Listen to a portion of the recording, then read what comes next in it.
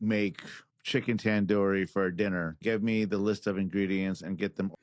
Right, so this is just gonna be on the cuff fucking rant, off the cuff rant about what the fuck this guy's talking about. It's gonna be about cryptic, the shadow of cryptic language, um, through a more teleological or transcendent psychosynthetic lens. So we're talking about an exponential S curve of patternistic archetypes into the psyche, um, emergent as a new form of language. What the fuck am I talking about? All right, so this guy's talking about um, how Chat GPT will eventually be able to answer more complex questions and give you nuanced results and instructions. So you can say, "Hey Alexa, I want all the ingredients to tandoori chicken." But you can also ask it, to help you cook it a certain way, if you don't want it to be spicy. There's a million things you can do with the inference of data through the basic layering and translation of language through large language models that are highly intelligent and or efficiently personalized to you once they learn your language. So again, what am I talking about? If I was to go into your Twitter, your Facebook, or even your YouTube or your TikTok, and I was to scrape, they call it scraping. I could scrape everything you've ever said for years and years and years. So then the language model, or a specific type of language model rather, can then see the type of language that you use. It can see your values. It can see the type of person you are, your political alignments, anything that aligns with DSM-5, your type of psychology, and all that type of shit. You can then infer data and predict what the fuck you're going to say next very easily. Cognosys Iris does this and is specifically made for this. It's one of the best for it. If you know who John Ash is and you know his sort of stance on things, very highly moral, you know what I mean? He's against these misaligned, corporatized AI models and shit. You know why ones like that work better, because they're not incentivized to advertise and to sell you more crap and to basically distract you and prey on you with predatory algorithms that just exploit you in some way or the other. So I've talked about before on my channel, some of these dudes who I know who are deep into super intellectual stuff and regenerative agriculture and really paradigm shifting cultural work um, have been using some of these models in their discussions. So they do a 3-hour podcast on, metamodernism and, like I said, hyperdrive anthropology, all this crazy shit. And as the four of these guys, who are you might be some of the best in the field as they're discussing things, they can then use active inference data modeling, large language models to then find what they were talking about, inferences and instances of what they were talking about and what could be important in the language that they were using in the subject matter that they didn't notice. So like I said, you got four of some of the best thinkers in the world, the most paradigm shifting thinkers. They're all talking, having a great conversation. Then they run it through the model, and the model might also know their own personal shit from scraping all their data from their social media posts for years and years, and can predict what they're going to say next. And then those four guys now have a completely new language that is being created by these models, literally an alien language that is like an infographic of think about the language and the language modeling and the usage of grammar in the same way if you had all of the pictures you've ever taken online put into AI and made into one amalgamation of 1,000 faces and shit like that.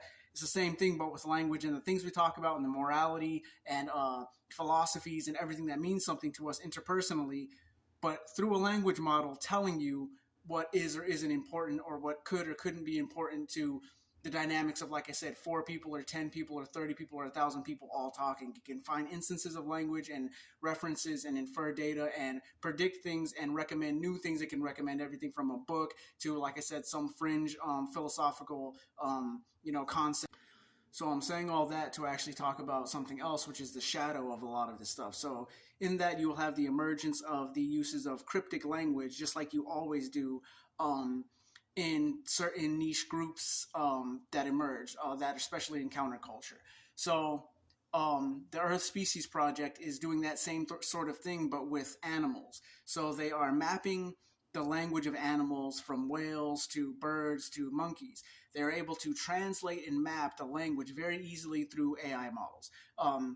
So they can literally talk to monkeys now, they can talk to birds. And so in doing that, they can get birds or monkeys to do whatever the fuck they want them to do, basically. And there's no real regulation on this because the separation between human beings and nature is so deep that the technology that we take for granted and the technology that we use to exploit nature is so far away from its destruction. It's so far away from its own conscious destruction of nature. It's not conscious of its destruction of nature.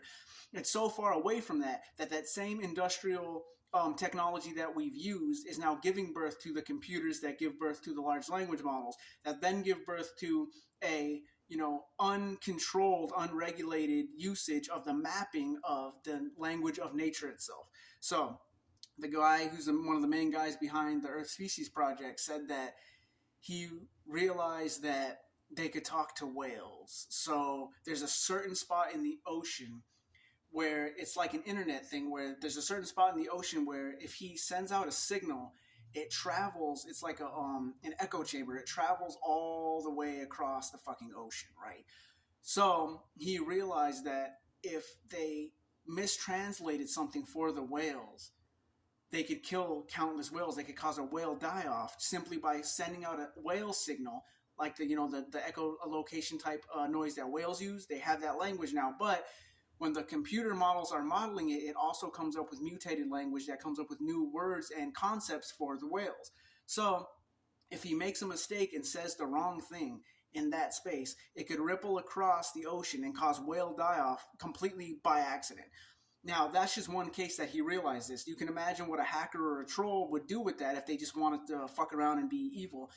And that doesn't mention things like bees. You know what I mean? You put a certain frequency out there to bees or birds or something that causes them to act in a certain way. You could cause systemic die-off and huge, massive ecological problems, either like I said by accident or on purpose, because there's no just how we have no real, we don't have the proper regulations on fracking and drilling and cutting down forest and all these different things, and everybody's like hush hush about everything. There's no real regulation on sending 1,000 drones out and causing it to cause a fucking bird die off. So how that relates to what I was talking about at the beginning was that's like the shadow of cryptic language. We don't take appreciation to the language that is used for counterculture and cryptic reasons that it may need to be used for. They say that in nature, the first way that monkeys were able to overthrow what we think of as an alpha male was actually only by using cryptic language, was a group of monkeys coming together and speaking basically behind the alpha's back so that they could either jump him or manipulate him into going away so they can mate with the females or whatever. So when we're up against technology, that's the same thing we're talking about now.